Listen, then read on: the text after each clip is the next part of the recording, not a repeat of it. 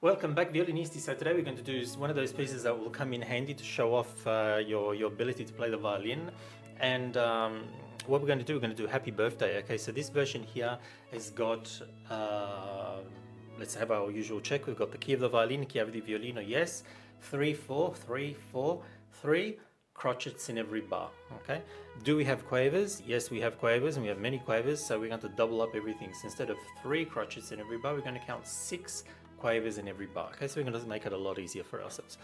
The metronome is set as 70, as you can see, but equal quaver. That means that we're going to hear 6 clicks in every bar. Okay, Happy Birthday. So this is very, very beautiful. You can play it for yourself. Hopefully not somebody will play it for you, but if they're going to play it out of tune, you might as well play it for yourself.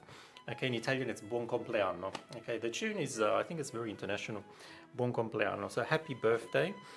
And let's go for it. Let's count loud, yeah? Always count loud.